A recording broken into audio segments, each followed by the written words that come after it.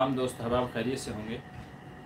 नाजरीन, आज इतवार का दिन है और आज का ये प्रोग्राम हमारा सवाल जवाब हमारी ये मजलिस है और आज की मजलिस है 90 यानी 90। अल्हम्दुलिल्लाह बड़े ही खैर खूबी के साथ में माशाल्लाह पिछले तकरीबन 2.5 सालों से ये सवाल जवाब की मजलिस का सिलसिला शुरू है, जिसमें हज़ारों की तादाद में लोगों के मसाइल हल हुए हैं और हज़ारों की तादाद में लोगों को कुरान और हदीस की रोशनी में मसाइल बताए गए हैं। अल्हम्दुलिल्लाह आप हज़रात सुनते हैं और माशाल्लाह इसमें साथ देते हैं, इसलिए ये इतनी देर तक और इतने दिनों तक चल रहा है। अगर आगे भी आप ऐसे ही साथ देते रहेंगे तो इंशाल्लाह ये सवाल जवाब का सिलसिला ऐसे ही चलता रहेगा। तो आज इतवार का दिन है और इशा के बाद में हम आपकी खिदमत में हाजिर हैं, आपके सवाल और हमारे जवाब कुरान और सुन्नत की रोशनी में। तो चलिए देख लेते हैं कि हमारे आज के इस मजलिस में लोगों के क्या क्या सवालात हैं। प्रोग्राम को शुरू करने से पहले आपसे गुजारिश करना चाहूँगा कि डिस्क्रिप्शन में हमने एक चैनल का लिंक दिया हुआ है। हमारा एक और चैनल है मुफ्ती बदर मोटिवेशनल स्पीकर, जिस पे हम अपनी शॉर्ट वीडियो अपलोड करते हैं। तो आप हजरात से गुजारिश है कि आप हजरात डिस्क्रिप्शन में से लिंक के ऊपर टच करके आप हमारा दूसरा चैनल भी आप ज्वाइन कर लीजिए और उसको भी सब्सक्राइब कर लीजिए, ताकि अल्लाह न करे कभी इस चैनल पे कोई आफत पड़े तो उस चैनल पे मैं आपसे रूबरू हो सकूं और आपसे राब्ते में और कांटेक्ट में रहूं उस चैनल के ज़रिए से। तो डिस्क्रिप्शन में लिंक डाला हुआ है, तो आप हजरात डिस्क्रिप्शन में से मुफ्ती बदर मोटिवेशनल स्पीकर हमारे उस चैनल को भी सब्सक्राइब कर लीजिए। अल्लाह आपको जज़ाए खैर अता फरमाए। चलिए देख लेते हैं कि आज की इस मजलिस में हमारे क्या क्या सवाल होने वाले हैं।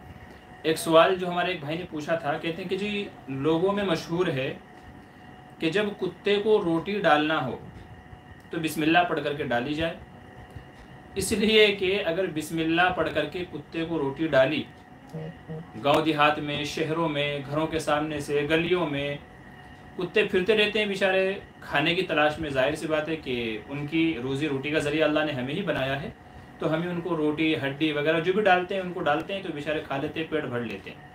तो उनके पेट भरने का ज़रिया अल्लाह ने हमें ही बनाया है। तो गलियों में, चौराहों पर जगह जगह कुत्ते फिरते रहते हैं रोज़ी की तलाश में, घरों के सामने आते रहते हैं, बैठ जाते हैं। तो लोग उनको रोटी, गोश्त, हड्डी वगैरह बहुत सारी चीज़ें डालते हैं खाने पीने की। तो एक भाई का सवाल ये है कि जी हमने ये सुना है, लोगों में मशहूर है कि बिस्मिल्लाह पढ़ करके डालना चाहिए। अगर बिस्मिल्लाह पढ़ करके डाला तो ये कुत्ता कल क़यामत में गवाही देगा हमारे बारे में कि हाँ इसने रोटी डाली थी मुझे, और अगर बिस्मिल्लाह नहीं पढ़ी है तो फिर वो क़यामत के दिन मुकर जाएगा और ये कहेगा कि जिसने मुझे रोटी नहीं डाली थी। तो क्या ये सही है? जवाब ये है कि इस तरह की कोई बात हदीस में नहीं है कि भाई बिस्मिल्लाह पढ़ के डालनी चाहिए, नहीं तो कुत्ता मुकर जाएगा क़यामत के दिन आपकी नेकी का कि आपने नेकी की थी, ये मुनकिर हो जाएगा वहाँ पे। तो हदीस में इस तरह की कोई बात नहीं है, लोगों में ये मशहूर हो गई है बस ऐसे ही। और शायद बड़े बुजुर्गों की इसके पीछे वजह ये रही हो कि बच्चों की तरबियत करना मकसद था कि कोई भी अमल करने से पहले बिस्मिल्लाह पढ़ा करो, और बिस्मिल्लाह अच्छे काम की शुरुआत में इसका सबूत हदीस से है। हदीस में है, नबी करीम सल्लल्लाहु अलैहि वसल्लम ने इरशाद फरमाया कि हर अच्छा काम शुरू करने से पहले अल्लाह का नाम लेना चाहिए, बिस्मिल्लाह पढ़नी चाहिए। तो चूँकि कुत्तों को रोटी डालना, उनकी भूख प्यास मिटाना, उनकी रोज़ी रोटी का ज़रिया बनना, तो ये अच्छा काम है, नेक अमल है। अल्लाह की मखलूक का पेट हमारे ज़रिए से भरा जा रहा है, तो ये अच्छा अमल है, अच्छा काम है। तो इसलिए अगर बिस्मिल्लाह पढ़ेंगे तो ये बहुत उम्दा बात है और हदीस के मुताबिक अमल है। तो बड़े बुजुर्ग जो पुराने में थे वो बड़े सियाणे होते थे, बड़े होशियार लोग होते थे, तो वो बच्चों की तरबियत इस तरीके से क्या करते थे। और चूँकि हदीस ये वो सब बच्चे समझते नहीं हैं, तो इसलिए उनको इस तरह की चीज़ें साथ में ऐड करके समझाते थे कि देखो अगर आपने बिस्मिल्लाह नहीं पढ़ी तो फिर कल क़यामत में ये मुकर जाएगा। तो वो समझाने के लिए इस तरह की बातें बोला करते थे, जहाँ तक मेरा अपना ख्याल है। बाकी हदीस में ऐसा कुछ नहीं है। हाँ, ये अलग बात है कि भाई बिस्मिल्लाह पढ़ करके ही रोटी डालनी चाहिए, ये बेहतर है।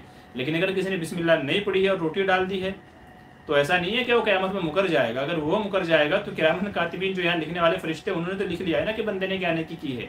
अल्लाह ताला तो हाजिर व नाजिर है, दाना व बीना है, तो अल्लाह ताला तो देख ही रहे हैं। अगर वो मुकर जाएगा तो बहुत सारे गवाह मौजूद है गवाही देने के लिए। तो ऐसा किसी हदीस में नहीं है और ऐसा ज़रूरी फ़र्ज़ ऐन भी नहीं है। हाँ, बेहतर और ममदूह यही है कि बिस्मिल्लाह पढ़ करके डालनी चाहिए। तो ये उस भाई के सवाल का जवाब है। बिनते अब्दुल वाहिद, अस्सलाम वालेकुम। जी वालेकुम अस्सलाम। जी, ये बिनते अब्दुल वाहिद ये हमारी बहन बहुत सारे सवाल पूछते रहते हैं और उमूमन इनका सवाल पूछने के बाद में एक जुमला रहता है कि क्या ये करने से इस्लाम से बाहर तो नहीं होंगे। देखिए, वो अमल जो गुनाह की फहरिस्त में आते हैं चोरी करना, शराबखोरी करना, जिनाकारी करना, किसी को बुरा भला कहना, नमाज ना पढ़ना, पर्दा ना करना, जो भी गुनाह हैं,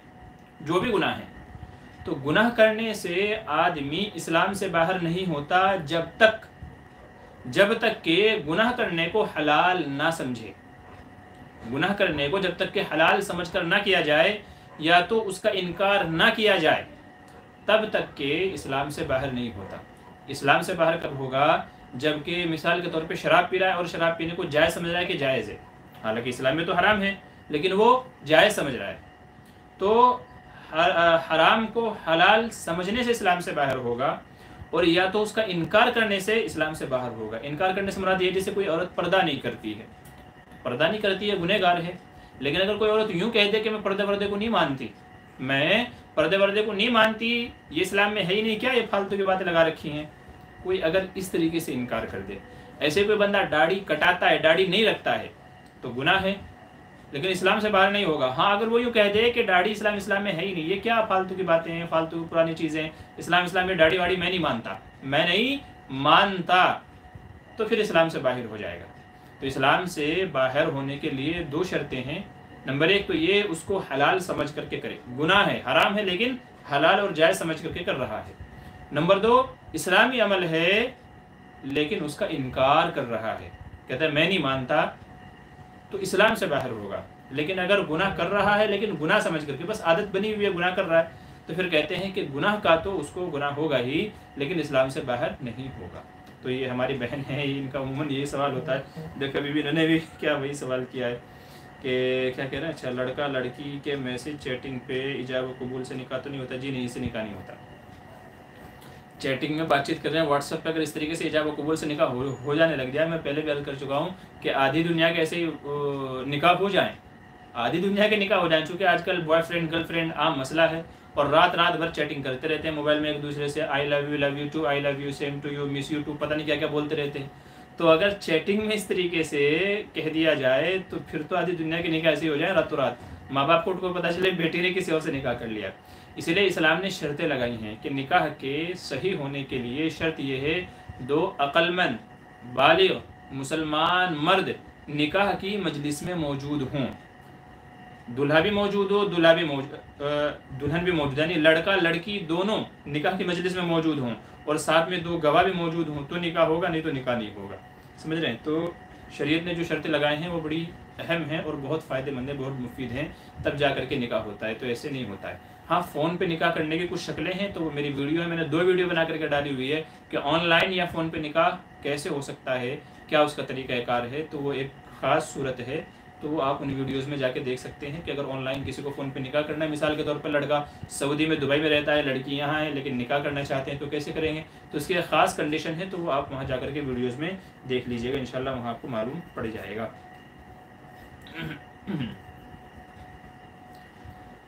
अच्छा जी, आगे चलिए, क्या कह रही हैं, दूसरा सवाल क्या पूछें?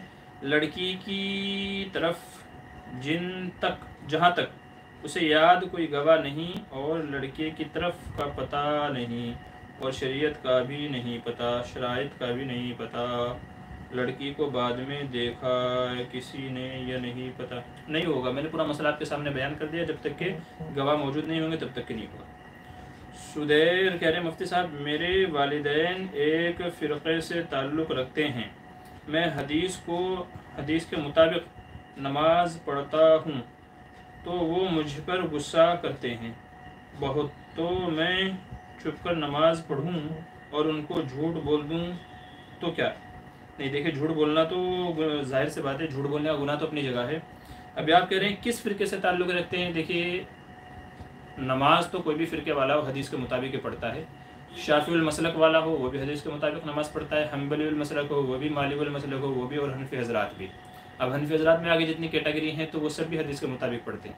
आप किस फ़िरक़े की बात कर रहे हैं मुझे नहीं पता, आप किस फ़िरक़े की बात कर रहे हैं, ठीक है, तो वो आपका मसला है, बहरहाल आप जानेंगे बेहतर क्या है क्या नहीं है। तो आदमी तो सारे ही हदीस के मुताबिक नमाज़ पढ़ते हैं, ठीक है। ये जो अहले हदीस लोगों ने जो फितना और शोशा छोड़ा हुआ है ना कि बस हमारी नमाज हदीस के मुताबिक है, बाकी किसी की हदीस की नमाज़ नहीं है, तो ये बस फितना ही है, ये शोशा ही है, सिवाय उम्मत में इंतिशार के और कुछ नहीं है। सबकी नमाज़ें कुरान और हदीस के मुताबिक ही हैं, ठीक है। बाकी मैं सिर्फ इतना अर्ज़ कर दूँ कि माँ बाप से झूठ बोलना जायज़ नहीं है। हाँ, ये कि अगर वो नमाज़ पढ़ने से आपको रोकते हैं, अगर नमाज़ पढ़ने से रोकते हैं तो ज़ाहिर है कि फिर तो अलग बात है, झूठ बोलने की गुंजाइश हो सकती है।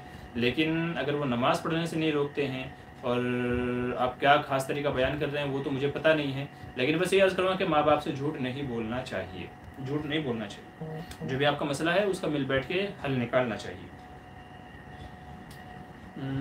आगे चलिए। अबू सईद अंसारी कह रहे हैं, मुफ्ती साहब अस्सलाम वालेकुम। जी वालेकुम सलाम। मुफ्ती साहब, मेरा मसला ये है कि जब से मुझे हिदायत मिली है अब तक मेरा मसला हल नहीं हो रहा है। मैं दीन पर कैसे चलूँ, कंफ्यूज हो गया हूँ मैं कि मैं क्या करूँ, हल निकलता ही नहीं। हल क्यों नहीं निकलता है? हल तो हर मसले का निकलेगा ना भाई। आप जो है दीन के मुताबिक अमल करने की आप बात कर रहे हैं। देखिए, दीन के 5 बड़े शोबे हैं, ठीक है। नमाज है, इबादत है, मुआशरत है, मामलात है, अखलाकियात है, माशियात है, ठीक है। तो ये 5 जो है दीन के बड़े बड़े शोबे हैं। सबसे पहले आप नमाज को ले लीजिए। नमाज आप सही से पढ़िए, आप मुताला कीजिए कुरान सुन्नत की रोशनी में सही तरीका क्या है। आपको नमाज सुन्नत के मुताबिक आप नमाज़ पढ़िए। नमाज नबवी करके किताबें हैं, आप वो किताबें उठाइए, उसमें जो नमाज का तरीका है उस तरीके से नमाज़ पढ़िए। मामलात आप करना चाहते हैं, किताबें मौजूद हैं, ठीक है, तो आप वो किताबें पढ़िए या किसी आलिम दीन के पास जाइए, रब्ता कीजिए, उनसे पूछे भाई ये मैं ये काम करना चाहता हूँ, इसमें कुरान हदीस क्या कहती है, सही मसला क्या है इसमें, इंशाल्लाह वो आपको बताएंगे। तो आप अपने हर मसले को किसी आलिम दीन के पास जाइए, उनकी सुहबत में बैठिए, उनकी मजलिस में बैठिए, उनके पास बैठ करके तमाम मसलों को हल कीजिए। आप किसी के पास जाना नहीं चाहते और आप चाहते हैं कि जिब्रील अमीन मुझे आकर के बताए, तो ये तो पॉसिबल नहीं है। जब तक कि आप इल्म नहीं सीखेंगे, चीज़ों के बारे में मालूमात नहीं करेंगे, सही क्या है गलत क्या है, तब तक कि आपका कन्फ्यूज़न कैसे दूर होगा। तो इसलिए आप किसी मोतबर अल्लाह वाले की सोहबत में उसकी मजलिस को आप इख्तियार कर लें, उनके पास जाएँ, इंशाल्लाह सारे मसलों का आपको हल मिलेगा और सारी चीज़ों के बारे में सही रहनुमाई, सही बात आपको मालूम होगी। तो जब आप किसी के पास जाएंगे, पूछेंगे, मालूम करेंगे, तो ही तो पता चलेगा ना, तो ही पता चलेगा। अगर फिर भी नहीं पता चलता है, आप कहते हो मैं फुला अल्लाह वालों के पास गया था, फुला आलिम दीन के पास गया था, मगर मेरे मसले का हल नहीं हुआ, तब फिर बताइएगा। अभी आप जाएंगे किसी के पास नहीं और बोलेंगे मैं कन्फ्यूज़ हूँ, तो फिर वो तो कन्फ्यूज़ में तो आप रहेंगे ही रहेंगे, ठीक है। तो आप किताबें पढ़ें, मुताला करें, उलमा के बयानात सुनें, किसी के मजलिस में जाएँ, फिर मुझे बताएं इंशाल्लाह मसले का हल क्यों नहीं निकलता है। बिनते अब्दुल वालिद, अच्छा जी मुफ्ती साहब एक और सवाल है जी, पूछ दीजिए। जो भी सवाल है सवाल जवाब की मजलिस है। क्या कह रहे हैं, अगर किसी लड़के को एक लड़के का भाई या भतीजा, भाभी, शाशी वगैरह बलड़ी बोल दे, अच्छा, उस लड़के के सामने या और लोगों के सामने या अकेले में, बचपन में अगर खेल रहे हों बच्चे, दूल्हा दुल्हन लड़की को याद नहीं, उसे कुछ बुलवाया था तो या नहीं, तो देखिए इनसे निकाह नहीं होता, इस तरीके से निकाह नहीं होता। बचपन का निकाह तो वैसे इस तरीके से होता नहीं है, ठीक है। तो ये गुड्डे गुड़िया के खेल खेलते थे, डॉक्टर वगैरह के खेल खेलते थे, तो बहुत सारे लोग खेलते थे बचपन में, तो उसका कोई एतबार नहीं है, वो खेल की हद तक है, वो खेल की हद तक है। आप जो पूछ रहे किसी को चाचा चाची भतीजे, इससे कहलवाने से भी कुछ नहीं होता है, इससे कुछ नहीं होता है। हमारे सारे दीनी भाई हैं, बल्कि हदीस में याद क्या आता है कि सरकार दो आलम सल्लल्लाहु अलैहि वसल्लम के सामने जब हज़रत आयशा रज़ियल्लाहु अन्हा से निकाह का पेशकश की गई, हज़रत खौला जो आपकी वो थी फूफी थी, जब उन्होंने कहा कि या रसूल अल्लाह आप निकाह फरमा लीजिए, आपने पूछा किससे करूँ, कि हज़रत आयशा से कर लीजिए। आपने फरमाया जाओ फिर जाकर के बात करो। तो वो हज़रत अबू बकर सिद्दीक़ रज़ियल्लाहु अन्हु के पास आए कि इस तरह की बातें हुज़ूर सल्लल्लाहु अलैहि वसल्लम की तरफ से पेशकश है निकाह की आयशा के लिए। तो हज़रत अबू बकर सिद्दीक़ रज़ियल्लाहु अन्हु ने फरमाया कि तो उनकी भतीजी या भांजी लगती हैं, ये तो जिनको हमारे यहाँ कज़न कहते हैं, कज़न भांजी भतीजी होती। तो आप सल्लल्लाहु अलैहि वसल्लम को जब मालूम हुआ तो आपने फरमाया अबू बकर मेरे दीनी भाई हैं, सगे भाई नहीं है जिससे रिश्ता हराम होता है, तो वो दीनी भाई हैं। तो इससे तो सारे मुसलमान आपस में भाई बहन हैं, सारे मुसलमान आपस में भाई बहन हैं। अगर इसको ले लिया जाए तो फिर तो किसी का भी निकाह नहीं होगा। तो इसलिए सगे रिश्ते जिनसे शरीयत ने वाकई में हराम करार दिया है रिश्ते को, अगर वो रिश्ते नहीं हैं तो फिर आप किसी को चाचे फूफे खाले मामे कुछ भी बोलो, निकाह पे कोई फ़र्क नहीं पड़ेगा। आप भाई बोलो बहन बोलो, कोई फ़र्क नहीं पड़ेगा। तो जब तक के वो हकीकी रिश्ते नहीं होंगे और जिनसे निकाह हराम है, जब तक के वो रिश्ते नहीं होंगे तो फिर कुछ भी बोल दें उससे कोई फ़र्क नहीं पड़ेगा। निकाह बाद में अगर ज़रूरत पड़े तो कर सकते हैं। मुफ्ती साहब, अलग अलग ख्याल कहीं ऐसा ना हो गया हो निकाह कहीं, अरे नहीं कुछ नहीं होता, ये फालतू के वसवसे हैं।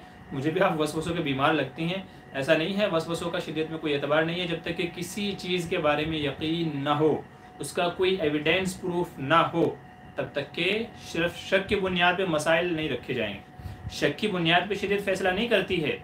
यही वजह है कि जहाँ वज़ू टूटने का जिक्र किया गया, फरमाया गया कि जब तक कि आदमी को स्माइल ना आ जाए, बदबू ना आ जाए या आवाज़ ना सुन ले, तब तक के वज़ू टूटने का हुक्म नहीं लगाया जाएगा। किसी आदमी को शक हुआ है कि शायद मेरी पीछे से हवा निकल गई है, शरीयत कहती है सिर्फ शक पे हुक्म नहीं लगाया जाएगा कि वज़ू टूट गया है। या तो आपको बदबू आई हो या तो आपको आवाज़ आई हो, तब तक के वज़ू टूटने का हुक्म नहीं लगाया जाएगा। तो शक की बुनियाद पर फैसले नहीं होते हैं जब तक कि यकीन ना हो। तो इसलिए वसवसे छोड़िए, ये वसवसे शैतान की तरफ से होते हैं, इंसान को परेशान करते हैं। आगे चलिए। आतिफ असलम के मुफ्ती साहब, कुरान में है कि जानी जानी के लिए होता है, जानी जानी के लिए होता है कि जानी जानी के लिए होता है, बट आवाम में ऐसा तो हमेशा नहीं होता है। जानी जानी के लिए क्या होता है भाई? जानी जानी के लिए होता है, क्या कह रहे हैं? जानी जानी मेरे समझ नहीं आया। जानी जानी यस पापा, मेरी समझ में नहीं आया भाई। तो इसको थोड़ा और वाजे करके लिखे कि आप क्या पूछना चाह रहे हैं और क्या आपका मसला है। मैं नहीं समझाऊँ जानी जानी क्या कह रहे हैं आप। अच्छा ठीक है, तो इसलिए शरीयत के मसाइल को ख़ुद भी सीखें और सही से पढ़ें उसके बारे में। सबसे पहली चीज़ ये कि आप मुताला करें, मुताले की आदत अपने अंदर पैदा करें। जब तक कि आप मुताला नहीं करेंगे, चीज़ें आपके जहन में महफूज नहीं रहेंगी। तो आप ख़ुद से मुताला करें, ख़ुद से इल्म सीखने की कोशिश करें। और इसके अलावा ये है कि आप मोतबर उलमा दीन का बयान सुनें, ऐसे एरे गैरों के नहीं, ठीक है। एरो गैरों के जिन्हें अली बाता का पता नहीं है, जो ट्रांसलेशन करके दीन सीख रहे हैं, उनसे नहीं, बल्कि मोतबर आलिम दीन जिन्होंने मोतबर उलमा बुजुर्गान दीन मशाइख से इल्म सीखा है, 10-10 साल जिन्होंने मदरसों में ख़र्च किए हैं, ठीक है। तो ऐसे उलमा से, मोतबर उलमा से इल्म दीन सीखें। तो ऐसे उलमा की मजलिसों में जाकर के बैठें तो इंशाल्लाह उनसे आपके मसाइल और प्रॉब्लम का सलूशन मिलेगा। जी ये बताएं, और लोगों से डिस्कस की थी और एक मुफ्ती से भी, उन्होंने भी यही समझाया, अल्लाह को खुश रखे। मैं यही कहता हूँ यार कि आप 10-10 लोगों से क्यों पूछते हैं? इनसे भी पूछा, उनसे भी पूछा, तो जब किसी से पूछ ले तो बात ख़त्म हो जानी चाहिए ना। क्या आपने मतलब कोई ऐसा रूल बना रखा है कि नहीं, जब तक कि 10 लोग मेरी बात को सही नहीं करार देंगे तब तक कि अमल नहीं करना या उसको समझना नहीं है? एक बंदे ने समझा दिया, बात ख़त्म हो गई है। आप इस मुफ्ती से पूछेंगे, उससे भी पूछेंगे, उससे भी पूछेंगे, तो ऐसा नहीं करना चाहिए। उससे आपका भी वक़ार मजरू होगा और दूसरे उलमा के बारे में बदगुमानी कभी कभी कायम हो जाती है। मिसाल के तौर पे उनसे आपने मसला पूछा, उन्होंने कुछ और बता दिया, किसी और मसलियत की वजह से, किसी और वजह से। आपने इनसे पूछा, इन्होंने कुछ और बता दिया। आप बोलेंगे यार ये तो उलमा ही मुत्तफिक नहीं है आपस में, ये आलिम कुछ बता रहे हैं, वो आलिम कुछ बता रहे हैं। नतीजा ये होगा कि आप बदगुमान हो जाएंगे। तो ये चीज़ नहीं होनी चाहिए। आप जिससे भी पूछें, किसी एक आलिम दीन से पूछें जो आपकी नज़र में सबसे मोतबर हो, सबसे मोतबर आप जिसको समझते हैं, बस उससे पूछ लें और बात ख़त्म कर दें। फिर किसी से ना पूछें, फिर किसी से ना पूछें, क्योंकि उसने अगर सही बताया तब तो बहुत अच्छी बात है, और अगर उसने गलत भी बताया होगा तो उसका वबाल उसके ऊपर होगा। तो आप किसी एक बंदे से पूछें, जगह जगह पूछते ना फिरें, क्योंकि इससे आप परेशान हो जाएंगे और उलमा के बारे में बदगुमान हो जाएंगे। तो ये आदत अच्छी नहीं है। मैं अमूमन ये कहता हूँ कि भाई अगर आपको मुझसे पूछना है तो फिर मुझसे पूछिए अगर मेरे ऊपर भरोसा है, और अगर ऐसा नहीं है तो फिर मुझसे मत पूछिए। जो आपके नज़दीक मोतबर हो फिर उससे पूछ लीजिए, मुझसे फिर मत पूछिएगा। तो या तो मुझसे पूछिए, किसी और से नहीं, या तो फिर किसी और से पूछ लीजिए, मुझसे नहीं। ये सही नहीं है कि आप इनसे भी पूछें, उनसे भी पूछें, उनसे भी पूछें। क्रॉस वेरीफाई कर रहे हैं कि देखिए ये क्या बताता है, वो क्या बताता है, वो क्या बताता है। तो आप तो चेक करते फिर रहे हैं कि भाई इसे कितनी नॉलेज है, उसे कितनी नॉलेज है, ये क्या बताता है, वो क्या बताता है। अच्छा, बाज़ लोगों को आदत होती है कि भाई जो मेरे हिसाब से जो मसला बताएगा उसकी बात मानूंगा। इनसे भी पूछा, उनसे भी पूछा, उनसे भी पूछा, लेकिन जिसकी बात मेरे हक में ज़्यादा लग रही है तो उसकी बात पे अमल करूंगा। और फिर बोलेगा जी मैं तो उनसे पूछा था, उन्होंने तो यूँ बताया था, इसलिए मैंने यूँ अमल कर लिया। तो ये दीन में अपनी मर्ज़ी के मुताबिक नहीं है कि जो मुझे अच्छा लगेगा, जो मुझे सही लगेगा, वो ऐसा नहीं है। इसलिए मैंने कहा किसी एक आलिम दीन को आप पकड़ लें। जैसे हम लोग फैमिली डॉक्टर बनाते हैं ना, अपना फैमिली डॉक्टर बनाते हैं, हर कोई बनाता है कि भाई इस डॉक्टर की दवा हमें सूट आती है तो हम इसी के पास जाते हैं हमेशा। तकरीबन हर किसी का फैमिली डॉक्टर होता है। जब भी किसी को कोई तबीयत ख़राब होती है, कोई मसला होता है, तो उसी डॉक्टर के पास जाते हैं, उसी से सलाह मशवरा करते हैं। वो एक ही डॉक्टर है। ऐसा नहीं कि इस बार इसके पास गया, अगली बार उसके पास, अगली बार उसके पास, ऐसा नहीं है। बल्कि हर एक का फैमिली, तो ऐसे ही आपका एक फैमिली मुफ्ती भी होना चाहिए, आपका ऐसा कोई फैमिली आलिम भी होना चाहिए कि जब भी दीन एतबार से किसी मसले की आपको ज़रूरत पेश आए तो आप उसी आलिम दीन से रब्ता करें। तो ऐसे एक फैमिली आलिम दीन और फैमिली मुफ्ती भी आपका होना चाहिए जो दीनी एतबार से आपको गाइड करे और आपकी रहनुमाई करे। जी, और क्या कह रहे हैं मुफ्ती साहब, जैसे कोई ईमानदार हो मगर बेईमानी भी कर देता हो, इसे गुनाह तो होगा मगर इस्लाम से बाहर तो नहीं होगा? देखिए, मैं आपके सवाल का जवाब दे चुका हूँ। काश कि आप समझ जाएं मेरी बात को। इतनी देर से मैंने समझाया आपको कि इस्लाम से बाहर होने के लिए दो बातें ज़रूरी हैं, या तो उसको जायज़ समझ करके, हलाल समझ करके कर रहा हो, या तो उसका इनकार कर रहा हो, या तो उसका इनकार कर रहा हो। अगर किसी को पता है ये गुनाह है और गुनाह समझ करके ही उसको कर रहा है कि भाई गुनाह है लेकिन कर रहा है, ठीक है, आदत बन गई है, तो फिर इस्लाम से बाहर नहीं होगा। इस्लाम से बाहर होने के लिए ज़रूरी है कि या तो वो इसका इनकार कर दे, भाई मैं नहीं मानता इस चीज़ को, ठीक है, और या तो उसे हलाल से नहीं, ये हराम नहीं है बल्कि हलाल है, ये समझ कर रहा हो, तो वो इस्लाम से बाहर होगा, नहीं तो नहीं बाहर होगा। आप समझ जाएं बराए करम, अगर आप हर चीज़ के बारे में पूछने बैठेंगे ना तो रातों तो मुझे इसी में हो जाएगा, आपके मसले में ही हो जाएगी मुझे। तो ये एक उसूल, एक ज़ाब्ता मैंने बयान कर दिया है, इसी में आपके सारे मसलों का हल है। बसीर महर अस्सलाम वालेकुम। जी वालेकुम अस्सलाम। मुफ्ती साहब कैसे हो? जी अल्लाह का शुक्र है, करम है, खैरियत से हैं। कह रहे हैं अबू सैद अंसारी, कह रहे हैं मुफ्ती साहब मुझे दीन के लिए कुर्बानी देनी पड़ेगी तभी मुझे कामयाबी मिलेगी इंशाअल्लाह। क्यों मुफ्ती साहब? क्योंकि सबसे बड़ा मसला शैतान और नफ्स का है मुफ्ती साहब। शैतान इंसान को सरकशी कराता है। जी ये बात तो सही है, इसमें कोई मसला नहीं है। देखिए अपने नफ्स पे कंट्रोल करना ये भी बहुत बड़ी कुर्बानी है, ठीक है, बल्कि इसको बहुत सी दफ़ा तो जिहाद इसको कहा गया है कि भाई सबसे बड़ा जिहाद ये है कि आदमी अपने नफ्स के ऊपर काबू पा ले। तो सबसे बड़ा दुश्मन तो यही है, फिर शैतान है हमारा, फिर ये दुनिया है। तो कई चीज़ें हमको बहकाने के पीछे लगी हुई हैं। तो जब तक कि आप मुजाहदा आप नहीं करेंगे, मेहनत मशक्क़त आप नहीं करेंगे, दिल के ऊपर आप कंट्रोल नहीं करेंगे, ख्वाहिशात पर, नफसानी हवा पे आप कंट्रोल नहीं करेंगे, तब तक के ज़ाहिर सी बात है कि ना आपको इबादत में मज़ा आएगा, ना आपको मुआशरत में मज़ा आएगा, ना किसी और चीज़ में मज़ा आएगा। तो इसलिए मुजाहदे करें, ठीक है। कुर्बानी देने का मतलब ये नहीं है कि आप बॉर्डर पर जाकर लड़ाई शुरू करते हैं, कुर्बानी का मतलब नहीं होता है, बल्कि अपनी इस्लाह करना होता है। और जाहिर है कि ये अल्लाह वालों की सोबत में रहे बगैर बहुत मुश्किल है, बहुत मुश्किल है। इसलिए मैंने आपको शुरू में यही कहा है कि आप किसी अल्लाह वाले की मजलिस में जाएं, उनका दामन पकड़ लें, उनसे अपने मसाइल बता करके उनका हल तलाश करने की कोशिश करें, तो इंशाअल्लाह आपको बेहतर रहनुमाई मिलेगी। शमशाद फातिमा अस्सलाम वालेकुम मुफ्ती साहब। जी वालेकुम सलाम। खान अस्सलाम वालेकुम। जी वालेकुम सलाम। मोहम्मद जुनैद 8173 अस्सलाम वालेकुम। जी वालेकुम अस्सलाम रहमतुल्लाह। तमाम हज़रात को बहुत बहुत शुक्रिया जो इस वक्त हमें ज्वाइन करते हैं और मसले मसाइल सीखने की कोशिश करते हैं। देखिए जब तक के शरीयत के मसाइल को नहीं सीखेंगे तब तक के अमल करना बड़ा मुश्किल है। शैतान कब बहकाता है? शैतान जब बहकाता है जबकि हमें किसी चीज़ के बारे में इल्म ना हो, पता ना हो।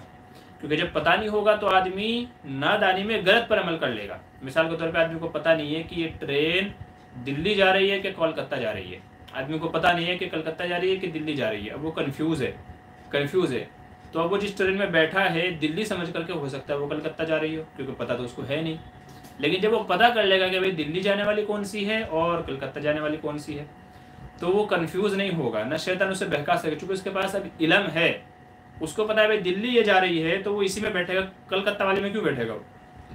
अगर शैतान बहकाने की, गुमराह करने की कोशिश भी करेगा तो उसके पास जवाब है, नहीं भाई सही रास्ता ये है, सही ट्रेन ये है, उसके पास इल्म है। तो इसलिए दीनी मसाइल को सीखने की कोशिश करनी चाहिए। हमारे यहाँ मसला ये है कि जब आदमी फंस जाता है, उसे कोई रास्ता नहीं मिलता है, तो फिर वो पूछता है। आज एक बंदे का फ़ोन है, बोलता है जी मैंने बीवी को 3 तलाक दे दी थी, अब वो फिर वापस मेरे पास आना चाहती है, क्या करूँ? मैंने कहा अब तो कोई हल नहीं है भाई, हलाले के सिवा कोई मसला ही नहीं है। वो कहता है जी कोई और रास्ता हो। मैं बोला तुमने रास्ता छोड़ा ही नहीं है, तुमने पहले ही अपने पैरों पर कुल्हाड़ी मार ली है, तुमने रास्ता छोड़ा ही नहीं है। बंदे खुदा बीवी को अलग करना था, वो 1 तलाक से भी हो सकता था, आप 1 तलाक दे देते, बात खत्म हो गई है। अब आगे के लिए तुम्हारे लिए रास्ता खुला था कि अगर बाद में, जैसे अब ये मसला पेश आया है, बाद में अगर निकाह करना था, तुमको शादी करनी थी तो निकाह कर लो, दोबारा निकाह हो जाएगा। लेकिन 3 तलाक देखे तुमने खुद ही रास्ता बंद कर लिया, अपने पैरों पे कुल्हाड़ी मार ली। अब हमें कहते हो जी रास्ता निकालो, भाई कहाँ से निकाले हम? ये दीन कोई हमारे घर का थोड़ा ही है कि इसमें से हम रास्ता निकाल लेंगे। तो इसलिए लोग पहले मसले सीखते नहीं हैं, चीज़ों को सीखते नहीं हैं, उनके मुताबिक अमल करते नहीं हैं। बाद में जब फंस जाते हैं, गड्डी फंस जाती है, फिर हमारे पास आते हैं जी ये हो गया वो हो गया, आप कोई शक्ल बताओ। तो भाई हम कहाँ से शक्ल बताएं? पहले आपको पता करना चाहिए था ना। आपने निकाह किया है तो आपको तलाक के मसाइल का पता करना चाहिए था। आपने निकाह किया है तो बच्चे के हुकूक का पता करना चाहिए था, बीवी के हुकूक का भी आपको पता करना चाहिए था, उनके साथ में रहना कैसे, मुआशरत जीनी कैसी है, वो भी सब आपको पता करना चाहिए था। अगर आपने पता नहीं किया है तो गलती आपकी है, किसी और की नहीं है। तो सज़ा भी आप ही भुगतेंगे उसकी। जब आपने पता नहीं किया है, नादानी में, गफलत में कोई अमल किया है, तो सज़ा भी आप ही भुगते हैं, चूँकि गलती आपकी है, आपको सीख करके अमल करना चाहिए था। जी मोहम्मद जुनैद, जी मुफ्ती साहब शुक्रिया, अच्छा जी वेलकम। बशीर मेरे कह रहे मुफ्ती साहब बेटी को फ़ोटो व्हाट्सएप पर सेट कर सकते हैं या नहीं? पहले तो भाई खींचना पड़ेगा ना आपको, फ़ोटो सेंड करने की तो बाद की बात है। और जानदार की तस्वीर बग़ैर शरई उज़्र के मना है। जानदार की तस्वीर वो चाहे जानवरों की हों, पक्षियों की हों, चाहे इंसानों की हों, अपनी हों, बच्चों की हो, किसी के भी हों, तो जानदार की फ़ोटो खींचना हराम है। तो सबसे पहले तो खींचना हराम है। दूसरी बात कि आपने दूसरे को शेयर कर दिया है तो ये आपने और गुनाह का काम किया, क्योंकि आपके पास था, कल को आपको तौबा की तौफीक हो जाए तो आप उसको डिलीट कर सकते हैं, लेकिन जब आपने दूसरे के पास उसको भेज दिया, शेयर कर दिया, तो अब तीर आपके हाथ से निकल चुका है। अब बराबर उसके पास वो महफूज है, वो जब तक चाहेगा उसको देखेगा और उसको अपना जो भी उसको करना है करेगा। तो आपने गुनाह मज़ीद अपना बढ़ा लिया है और गवाह तैयार कर लिया है। तो सबसे पहली चीज़ तो ये है कि फ़ोटो खींचना ही गलत है, आपको खींचना ही नहीं चाहिए। भेजने की बात तो बाद की बात है, तो खींचना भी सही नहीं है बगैर शरई उज़्र के। शरई उज़्र से मुराद ये है कि आदमी को ज़रूरत है, पासपोर्ट के लिए ज़रूरत है, आइडेंटिटी कार्ड के लिए ज़रूरत है, बैंक में देने के लिए ज़रूरत है, कहीं और कुछ और वो है उसके लिए आपको देना है, ये ज़रूरत के अंदर दाखिल है। ऐसे ही पिकनिक पे गए हुए घूमने, वहाँ फ़ोटो खींच रहे हैं, ठीक है, कहीं और गए हैं, वहाँ जो फ़ोटो खींची जा रही है, तो ये उज़्र के अंदर शामिल नहीं है, तो शौकिया खींचे जा रहे हैं, तो इस उलमा ने मना फरमाया। ठीक है, तो पहले फ़ोटो खींचना ही गलत है, शेयर करने के बाद तो बात की बात है। तो फ़ोटो खींचना भी सही नहीं है और शेयर करना भी सही नहीं है। ठीक है, चूँकि आपके खिलाफ कल को गवाह बन जाएगा, क्योंकि भाई देखो आपने फ़ोटो खींचा था, तौबा करके भी आप तौबा वाले नहीं रहेंगे। ठीक है, आपने तौबा कर लिया मगर दूसरे के पास आपके खिलाफ सबूत मौजूद है कि देखो आपने फ़ोटो खींचा था, मेरे पास सबूत मौजूद है। तो इसलिए पहले ही आप बचें। मोहम्मद नसरुद्दीन कह रहे हैं अगर कोई पहले मरतबा कुर्बानी करे तो किसके नाम की करे? अगर बंदे के ऊपर वाजिब है तो वाजिब तो अपनी तरफ से ही करेगा। अगर किसी शख्स के ऊपर कुर्बानी वाजिब है तो सबसे पहले तो अपनी तरफ से करेगा, चूँकि वाजिब है, जब तक कि नहीं करेगा गुनहगार होता रहेगा, तो पहले अपनी तरफ से करे। अगर उसके ऊपर वाजिब नहीं है मगर कुर्बानी करना चाहता है तो उसकी मर्ज़ी है, अपने नाम से करे, माँ बाप के नाम से करे, हुज़ूर सल्लल्लाहु अलैहि वसल्लम के नाम पे करे, या ऐसे ही अल्लाह के नाम से कर दे, उसकी मर्ज़ी। तो अगर उसके ऊपर वाजिब नहीं है फिर जिसके नाम से चाहे कर सकता है, लेकिन अगर अपने ऊपर वाजिब हो चुकी है तो एक कुर्बानी अपने तरफ से करेगा। अगर अल्लाह ने और वसअत दी है अपनी वाजिब कुर्बानी के साथ साथ में, फिर चाहे तो मरहूम माँ बाप, दादे नाने, जिस रिश्तेदार की तरफ से करना चाहे तो कर सकता है दूसरी कुर्बानी, या हुजूर के नाम से करना चाहे तो कर सकता है। अल्लाह ने और नवाजा है, एक अपनी तरफ से करे वाजिब, एक माँ बाप रिश्तेदारों की तरफ से करे इसाले सवाब के लिए, तीसरी हुजूर की तरफ से करे। ठीक है, अगर अल्लाह ने वसअत दी है तो। और अगर सिर्फ एक ही करना है, वाजिब है, तो पहले अपनी तरफ से करे, वाजिब नहीं है फिर जिसकी तरफ से चाहे कर दे। ये मसला है कुर्बानी का, पहला कर रहा हो, चाहे दूसरी कर रहा हो, चाहे तीसरी कर रहा हो, हर सूरत में यही मसला है। अब्दुल मतीन अस्सलाम वालेकुम। जी वालेकुम सलाम। रेहान खान अस्सलाम वालेकुम। जी वालेकुम सलाम। किसी ने एक साथ 2 तलाक दे दी और बिना निकाह के साथ रह रहे हैं, क्या ये ठीक है? देखिए, 1 तलाक 2 तलाक अगर रजई हैं, अगर 1 तलाक या 2 तलाक रजई दी थी, देखिए रजी में 1 तलाक भी होती है, 2 तलाक भी होती है, जब तक कि सराहत ना की जाए कि दूसरी तलाक बाइन दे रहा हूँ, तलाक बाइन दे रहा हूँ, जब तक कि कोई ये ना कहे तो वो तलाक रजी शुमार होती है। तो इज़ा कानत तलाक वाहिदतन औ सिनतैन, यानी जब तक कि तलाक 1 है या 2 है। ठीक है, किसी ने बोला तलाक तलाक, ठीक है, या बोला तुझे 2 तलाक, ठीक है, तो ये रजी के अंदर ही शुमार होती है। तो अगर रुजू कर लेगा यानी बगैर निकाह के साथ में रह सकता है, लेकिन अगर बोलता है तलाक बाइन दे रहा हूँ तुझे, ठीक है, तो फिर बगैर निकाह के साथ में रहना सही नहीं है। ठीक है, तो रजी की एक किस्म होती है, सॉरी तलाक की किस्म है रजई, तलाक की किस्म होती है बाइन, तलाक की तीसरी किस्म है तलाक मुगल्लज़ा। ये हमने तलाक के जहाँ मसाइल है वहाँ पे पूरी तफसील बयान की है, वहाँ इंशाल्लाह आप देख लीजिए, वहाँ आपको इसकी और मज़ीद तफसील मिल जाएगी। तो बहरहाल अगर तलाक रजी है, वो चाहे 1 हो या 2 हो, तो बगैर निकाह के रह सकते हैं, और अगर तलाक बाइन दी है तो फिर बगैर निकाह के रहना सही नहीं है। अबू सईद अंसारी, मुफ्ती साहब, इस्लाम पर चलना बहुत मुश्किल है क्या? जी नहीं, मुश्किल नहीं है, इस्लाम पे चलना मुश्किल नहीं है। अगर चलना मुश्किल होता तो ये तमाम दुनिया के लिए नहीं होता, तमाम दुनिया के लिए नहीं होता, ये रहती दुनिया तक के लिए है, इसीलिए है कि बहुत आसान है। अद्दीन युस्रुन, हदीस आप सल्लल्लाहु अलैहि वसल्लम की, आपने क्या फरमाया? अद्दीन युस्रुन, दीन आसान है। दीन क्या है? आसान है। कैसे आसान है? अल्लाह ने जो फरमाया उस पर अमल करना है, रसूलुल्लाह सल्लल्लाहु अलैहि वसल्लम जो बता कर गए हैं उसके मुताबिक अमल करना है, और जिन चीज़ों से मना किया है उनसे रुक जाना है। सिंपल है। जिनके करने का कहा गया उनको करना है, जिनसे मना किया गया उनसे रुकना है, सिंपल है। ठीक है, तो बहुत आसान है, बहुत आसान है। इसीलिए ये दीन पूरी दुनिया तक के लिए, मुश्किल हम लोगों ने खुद अपने लिए बना लिया है, मुश्किल हमने बनाया है, शरीयत ने नहीं बनाया है। ठीक है, दीन आसान था, इसीलिए तो लोग इस्लाम में दाखिल हो रहे थे और होते हैं और होते रहेंगे इंशाल्लाह। तो दीन तो बड़ा आसान है, मुश्किल हम लोगों ने बना लिया है, फालतू की रस्में चीज़ें दीन इस्लाम में दाखिल करके। जुनैद भाई कह रहे हैं तहज्जुद पढ़कर क्या आराम कर सकते हैं? सो सकते हैं। जी हाँ, आराम कर सकते हैं। हुज़ूर सल्लल्लाहु अलैहि वसल्लम के ताल्लुक़ से आता है कि आप तहज्जुद पढ़ते थे, फिर थोड़ी देर के लिए आप आराम करते थे, यहाँ तक कि नमाज का वक्त हो जाता था तो जब बिलाल आते थे, या रसूलल्लाह फजर की नमाज का वक्त हो गया है, बाहर तशरीफ़ लाएँ। तो तहज्जुद की नमाज़ पढ़ करके सो सकते हैं, कोई मुज़ायका नहीं है। बिन्त अब्दुल वाहिद के मुफ्ती जी ऐसे ख़यालात भी आ रहे हैं कि इस गने में तुम मेरे में तुम्हारे टाइप वर्ड थे, मैंने किसी को गा के सुना दिया या किसी ने मुझे इससे निकाह ना हो जाए, ऐसे ख़यालात आ रहे हैं, कोई दुआ बता दें जिससे वसवसे दूर हों। देखिए वसवसों के लिए हमने दुआ बताई हुई है, ठीक है। वसवसे ख़यालात मुझे परेशान करते हैं, हमारे यूट्यूब चैनल में जाएं, प्ले लिस्ट का जो ऑप्शन है उसमें जाएं, वजीफ़े की जो कैटेगरी बनी हुई है, वज़ाइफ की जो है उस लिस्ट में आप जाएं और उसमें वजीफ़े में आपको मिल जाएगा वसवसे मुझे परेशान करते हैं, क्या उसकी दुआ है। तो वहाँ पे जो हमने दुआ बताई है, जो तरीक़ा बताया हुआ है, आप इंशाल्लाह उसको वहाँ से देख ले, पढ़ ले, उसके मुताबिक अमल करें।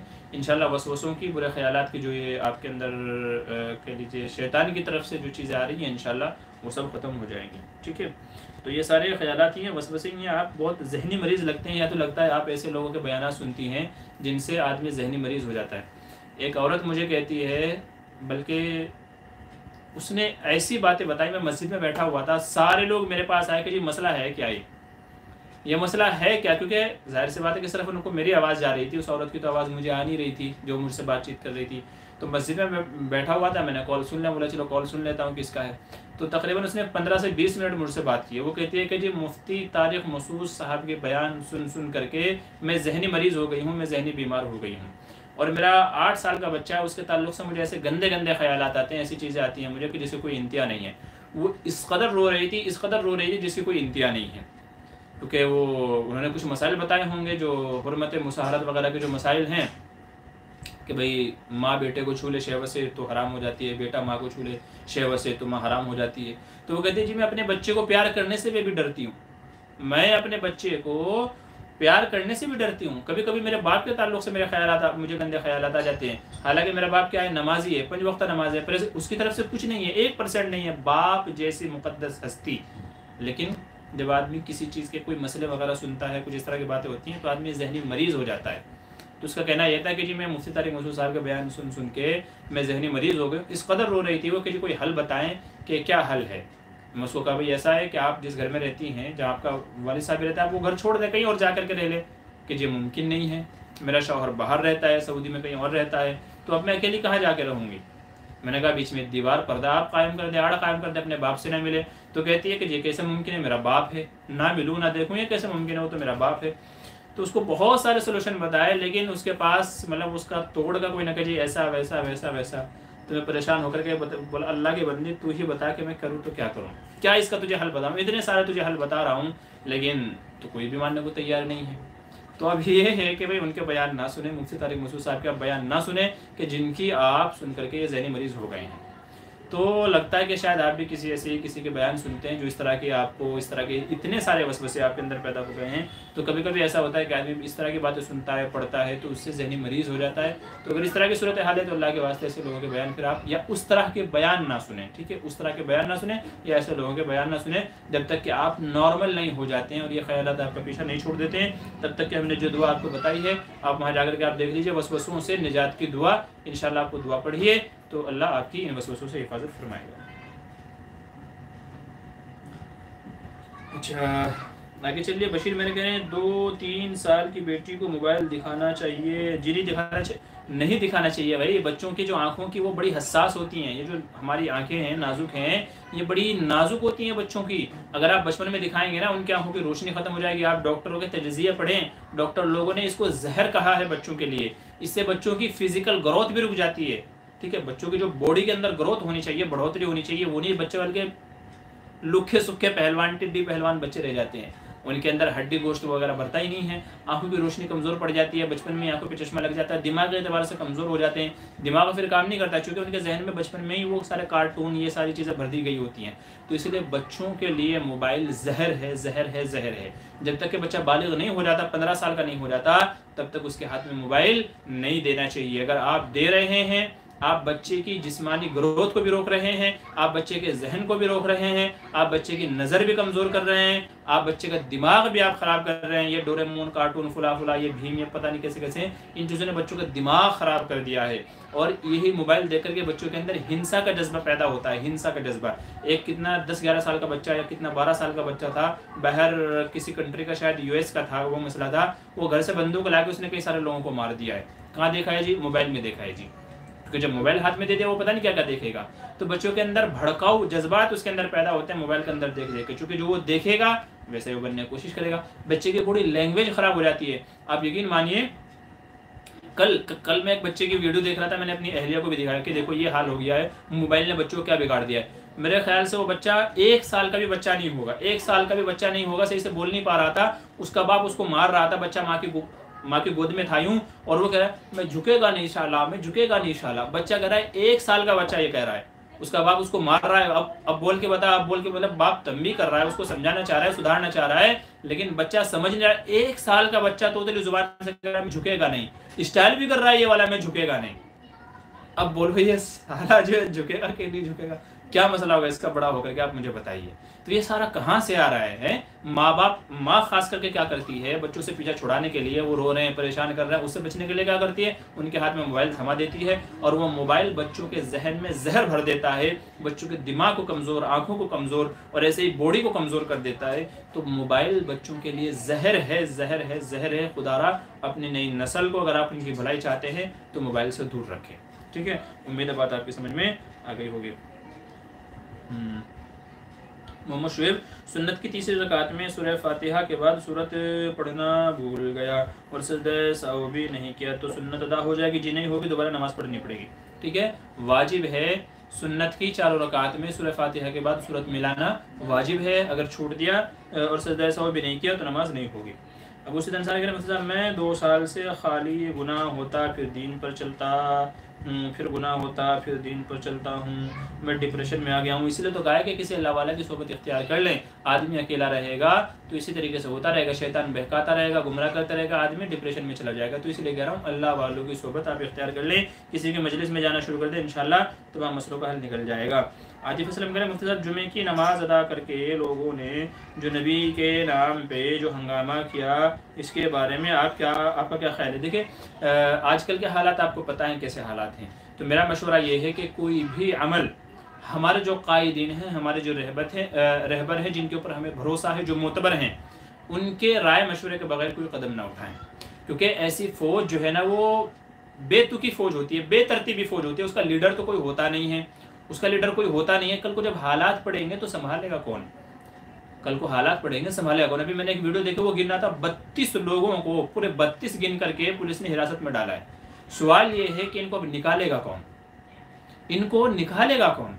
क्योंकि ये बगैर किसी प्लानिंग के किए गए हैं। ठीक है, और सारी मतलब इस तरीके के वो कहते हैं ना कि उंगली काट के लड़ाई करने वाली ये बात हो जाती है। आपको हालात पता है तो रिस्क नहीं लेना है, अपने कायदीन के बगैर कोई मशवरा आपको नहीं करना है। भले आपको ये लगे फिलहाल ये नज़र में कि यार ये लोग बुज़दिल हो गए, हमारे कायदीन बुज़दिल नहीं हैं। उनकी जो दूरअंदेशी है, हिकमत नज़र जो उनकी है वो हमारे अंदर नहीं है, हमारे अंदर सिर्फ जज्बात हैं। गुस्सा उनको भी आता होगा लेकिन वो देखते हैं कि इसका नतीजा क्या निकलेगा, और हम नतीजा नहीं देखते हैं। यही वजह है कि वक्ती तौर पे तो बड़ा जोश आता है, उबाल आता है दूध की तरह, लेकिन जब उबाल आता है तो फिर वो दूध बाहर ही गिरता है। नतीजा क्या हो रहा है? गिरफ्तारियाँ हो रही हैं, बुलडोजर भी हमारे ही घरों के ऊपर चल रहे हैं, इल्ज़ाम लगा करके हमको ही जोले में ठूसा जा रहा है। तो मुझे बताइए नतीजा क्या निकला है इसका? ये तो वही काम हो गया, आ बैल मुझे मार, अपने ही पैरों पे कुल्हाड़ी मारनी है। तो बस ऐसे हालात में मैं यही मशवरा दूंगा कि जो हमारे कायदीन हैं उनके मशवरे के बगैर आप कोई कदम ना उठाएं, वो चाहे जो भी अमल हो। इसी में फ़िलहाल हमारे लिए खैर है, नहीं तो जो उठाएगा वो अपने अमल का जिम्मेदार खुद होगा। फिर कल को उसे कायदीन को, हमारे जो रहबर हैं, उनको बुरा भला कहने का कोई हक़ नहीं है, क्योंकि जब आप उनके मशवरे के मुताबिक नहीं चले हैं तो फिर आपको उनको कुछ कहने का भी हक़ नहीं है। तो या तो आप उनके मशवरे के मुताबिक चलें, या फिर आपको जो आपके मन में आ रहा है फिर आप करिए, फिर किसी को आपको बाद में ताना मारने की इजाज़त नहीं होगी। बहरहाल मेरा मशवरा यही है, हालात बड़े नाजुक हैं, हर कदम फूंक फूंक कर उठाने की ज़रूरत है। तो इसलिए अमन के साथ में रहें, आफियत के साथ में। हर चीज़ का तरीक़ा है, हर चीज़ का एक तरीक़ा है, तो तरीक़े के मुताबिक करें। तरतीब प्लानिंग के साथ करें। आप बेतरतीब बेतरीका जो काम करेंगे उसमें सिवाय नुकसान के और कुछ नहीं होगा। अल्लाह पूरी उम्मत मुस्लिमा की हिफाजत फरमाए, हिंदुस्तान के मुसलमानों की हिफाजत फरमाए। जी मेल फीमेल का जो आपने मसला बताया है वो मुझे आप बाद में याद दिला दीजिएगा इंशाल्लाह, ठीक है। जुनैद भाई कह रहे हैं पान मसाला तंबाकू सिगरेट वगैरह की सेलिंग करना कैसा है? मकरूह है, मकरूह है, चूँकि इससे बदबू भी है और किसी हद तक नशे की सी कैफियत भी पैदा हो जाती है। तो उलमा ने बीड़ी तंबाकू पान सिगरेट वगैरह, पान तो खैर अलग उसमें आ जाता है, तो पान की किसी हद तक गुंजाइश है, लेकिन ये बीड़ी सिगरेट वगैरह जो भी हैं ये सब क्या है? मकरूह है, नहीं करना चाहिए, ये चीज़ें नहीं करना चाहिए। ये जहर हैं आदमियों के लिए, ये लोगों के लिए जहर हैं। तंबाकू खा खा के, बीड़ी सिगरेट पी पी के लोगों के लंग्स ख़राब हो जाते हैं, ठीक है ना, उनकी बॉडी ख़राब हो जाती है और कैंसर जैसे उनको मूजी बीमारियाँ और जानलेवा बीमारियां पैदा हो जाती हैं। कहीं ना कहीं आप जरिया बनने हैं उसका, तो इसलिए बीड़ी सिगरेट पान तंबाकू वगैरह का कारोबार नहीं करना चाहिए, हमें बचना चाहिए। हमें लोगों के खैर के कामों में जो है मदद करनी चाहिए। वला तआवनु अलल इस्मि वल उद्वान, कुरान करीम ने मना किया है। गुनाह के जो काम है, नाफरमानी सरकशी के जो काम है, उनको करना भी नहीं चाहिए और उसमें किसी की मदद भी नहीं करनी चाहिए। व तआवनु अलल बिर्रि वत तक़वा, नेकी पे तक़वा पे लोगों की मदद करनी चाहिए, ताउन करना चाहिए। तो ये बीड़ी पान तंबाकू वगैरह इसको उलमा ने मकरूह कहा है, एक मुसलमान के शाया निशान नहीं है, उसके लायक नहीं है कि ये अमल करें।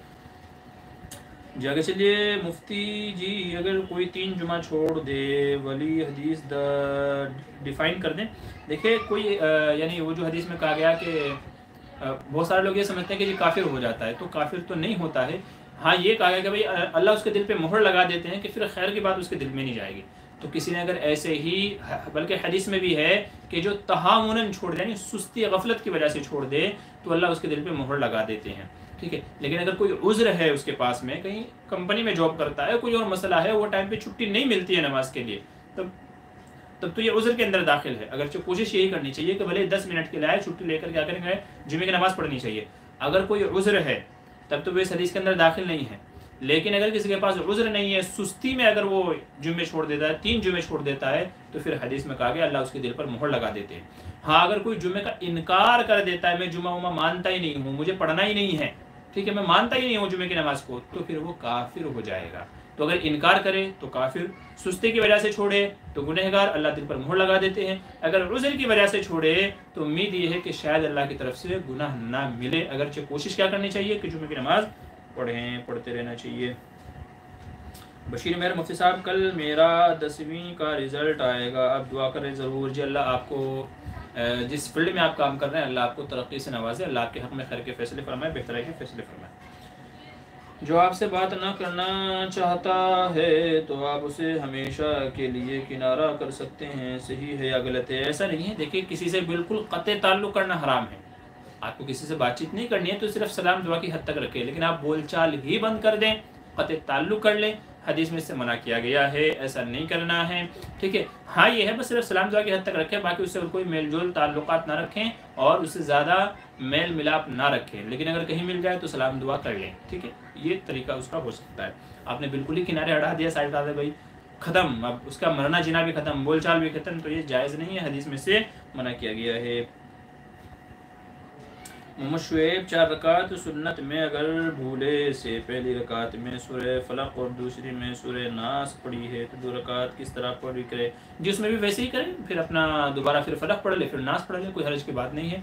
आपने पहले फलक पढ़ ली फिर नास पढ़ ली 2 रकातों में, तो बाद की 2 रकातों में भी पहले फलक पढ़ ले फिर नास पढ़ ले, नमाज आपकी हो जाएगी, सजदाए सहव की भी ज़रूरत नहीं है, ठीक है। वापस उन्हीं सूरतों को रिपीट कर लें उसी तरतीब से। अगर आप चाहें तो पीछे से भी पढ़ सकते हैं, तब्बत-ए-दा भी पढ़ सकते हैं आप, और अरैत-अल-लज़ी वगैरह भी पढ़ सकते हैं, कोई भी सूरत आप पढ़ सकते हैं, आपकी नमाज हो जाएगी और सजदाए सहव की भी ज़रूरत नहीं है। ठीक है चलिए। अच्छा अभी मैं प्रोग्राम मुकम्मल करने वाला हूँ, चूँकि आज घर पे प्रोग्राम है, आपको शायद बच्चों की आवाज़ भी आ रही होगी बोलने की और शरारत और मस्ती करने की। आज हमारे यहाँ घर पे दावत है भाई वगैरह लोगों की सबकी, तो इंशाल्लाह जल्दी ही मैं प्रोग्राम मुकम्मल कर रहा हूँ। बस 1-2 सवाल है उनका जवाब दे देता हूँ। तो आप हज़रात से गुजारिश है कि और हज़रात अभी सवाल ना करें, इंशाल्लाह अगले हफ्ते के प्रोग्राम होगा तब आप लोगों के सवालों का जवाब दे दिया जाएगा। खान साहब कहने अगर कोई नमाज ना पढ़ता हो तो उसके साथ खाना कैसा है, उसके साथ ताल्लुकात के बारे में फरमाइए। देखिए जो नमाज नहीं पढ़ता है तो ताल्लुकात ख़त्म करना उसका हल नहीं है, उसको समझाया जाए प्यार और मोहब्बत से, नमाज के फ़ायदे बताए जाए, नुकसानात ना पढ़ने के जो हैं वो बताए जाए, तो प्यार मोहब्बत से उसको समझाया जाए। लेकिन अगर फिर भी कोई ना माने और आपको लगता है कि अगर मैं ताल्लुकात ख़त्म करूँ, इससे नाराज़ हो जाऊँ तो शायद इसे अक़ल आ जाए, मेरी नाराज़गी से शायद इसे अक़ल आ जाए, तो फिर आपके लिए गुंजाइश है। वरना तो यही है कि प्यार मोहब्बत से समझाते रहें। वक़ूला लहू क़ौलन लय्यिनन लअल्लहु यतज़क्करु औ यख़शा, कुरान करीम में कहा गया प्यार मोहब्बत से समझाते रहें। ठीक है, तो समझाने बुझाने से काम लें, ताल्लुकात एकदम से ख़त्म ना करें। अच्छा जी, बिल्कुल वाहिद की फिर आगे क्या करें? मुफ्ती जी मसला और लोगों से भी डिस्कस किए पर आप बहुत ही अच्छा समझाते हैं जी। ठीक है, शुक्रिया। मुफ्ती साहब ज़ोहर के पहले की सुन्नत को फ़र्ज़ अदा करके पढ़ सकते हैं? जी आप पढ़ सकते हैं, बल्कि तो सुन्नत मुअक्कदा है। ज़ोहर से पहले की 4 रकात सुन्नत मुअक्कदा हैं, तो अगर पहले छूट गई हैं तो फिर बाद में आप ज़रूर अदा कर लें, ज़रूर अदा कर लें आप। ठीक है, ठीक है, चलिए। ये आप दीन को मुश्किल नहीं समझाते, अल्लाह को खुश रखे जी। जी शुक्रिया, जज़ाकल्लाह खैर। वो तो फिर आदमी का बताने का, समझाने का अंदाज़ अलग अलग होता है। तो अगर इधर आपको भरोसा है, एतबार ज़्यादा है, आपको ज़्यादा समझ में आता है, तो फिर आप मुझसे पूछ लिया करें, फिर किसी और को परेशान ना किया करें। ठीक है, हाँ चलिए, अभी के लिए इजाज़त दीजिए। इंशाल्लाह फिर अगले संडे आप लोगों से मुलाकात होगी। तब तक के लिए खुदा हाफिज़। अस्सलाम वालेकुम। मैं आपका मेज़बान, आपका छोटा भाई मोहम्मद मामूर बदर। अस्सलाम वालेकुम। और आपका इस्तकबाल है हमारे यूट्यूब चैनल मुफ्ती बदर ऑफिशियल पर। ज़्यादा से ज़्यादा आपसे गुजारिश कर दूँ कि डिस्क्रिप्शन पे दूसरे चैनल का लिंक है, आप उसको सब्सक्राइब कर लीजिए। अल्लाह आपको जज़ाक खैर दे। अस्सलाम वालेकुम फिर से व रहमतुल्लाहि व बरकातुहू।